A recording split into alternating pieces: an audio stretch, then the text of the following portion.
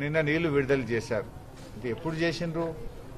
కేసీఆర్ గారు నల్గొండ జిల్లా పర్యటనకు బయలుదేరితే సాగర్ ఆయకట్టుకు నీళ్లు విడుదలైనాయి.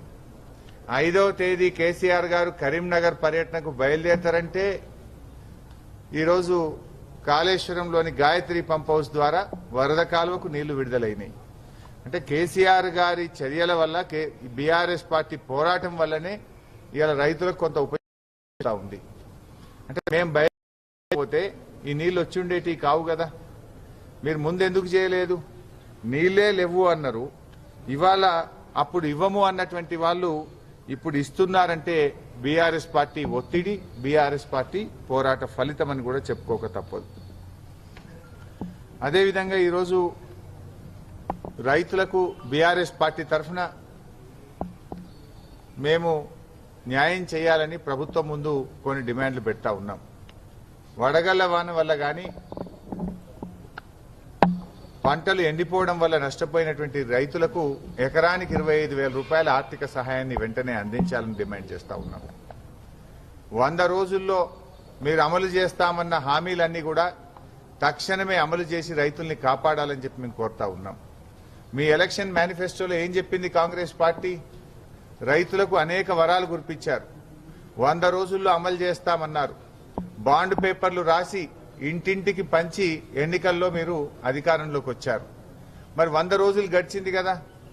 నిన్న ఉత్తమ్ కుమార్ రెడ్డి గారు ఆయన సావు కబురు సల్లగా చెప్పినట్టు ఎలక్షన్ కోడ్ ఉందని చెప్తున్నాడు. ఎలక్షన్ కోడ్ వస్తుందని నీకు తెలియదా ఉత్తమ్ కుమార్ రెడ్డి గారు?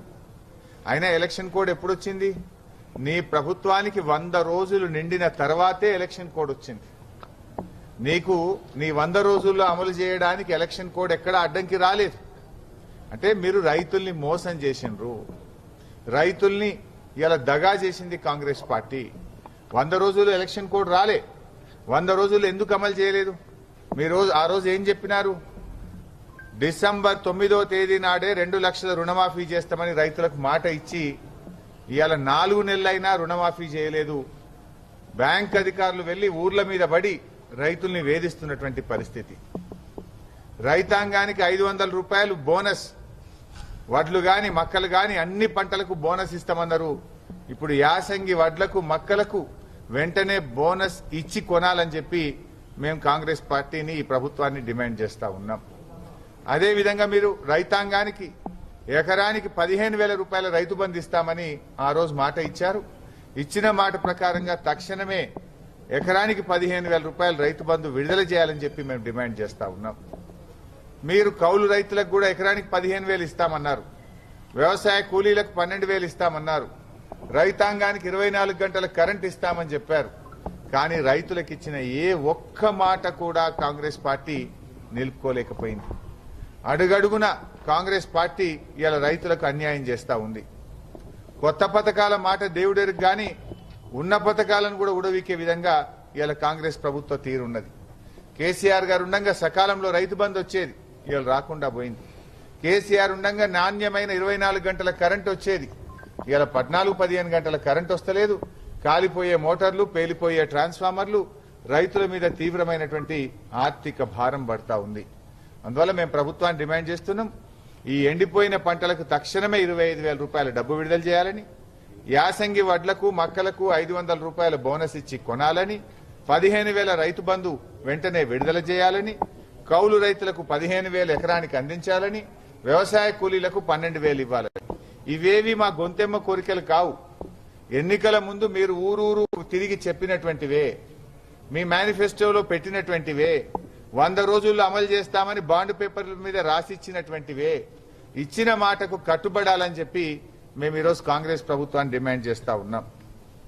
మాది అధికారంలో ఉన్నా ప్రతిపక్షంలో ఉన్నా బీఆర్ఎస్ది ఎప్పుడు రైతుల పక్షమే. ఆ రోజు మేము అధికారంలో ఉంటే దేశంలో ఎక్కడ లేని విధంగా రైతు బంధు తెచ్చింది మేమే, రైతు బీమా ఇచ్చింది మేమే. ఆ పథకాలను ఒకటిగా కోతలు పెడుతూ, పార్టీ అంటేనే భారత రైతుల సమితిగా, అంటే బీఆర్ఎస్ అనేది ఎప్పుడు రైతుల పక్షపాతిగా పనిచేసినటువంటి పార్టీ. ఇవాళ మీరు కేసీఆర్ గారు మొన్న ఎంత మంచిగా మాట్లాడింది, ఏమన్నా మీ రాజకీయం మాట్లాడిండా? మొన్న పొలం బాట పట్టిన కేసీఆర్ గారు రైతుల గురించి మాత్రమే మాట్లాడిండు. కానీ నిన్న చూస్తే కాంగ్రెస్ పార్టీ మంత్రులు కేసీఆర్ గారి మీద ఎగిరెగిరి పడుతున్నారు, 30 దాడికి దిగుతా ఉన్నారు. అంటే ఇంతమంది దాడి చేయడం అంటే కాంగ్రెస్ ప్రభుత్వం అభద్రతాభావంతో కనబడతా ఉంది. మీకు భయం పట్టుకున్నది, రైతులు పార్లమెంట్ ఎన్నికల్లో మీ కాంగ్రెస్ పార్టీకి బుద్ధి చెప్తారనే భయం పట్టుకున్నది. కేసీఆర్ గారు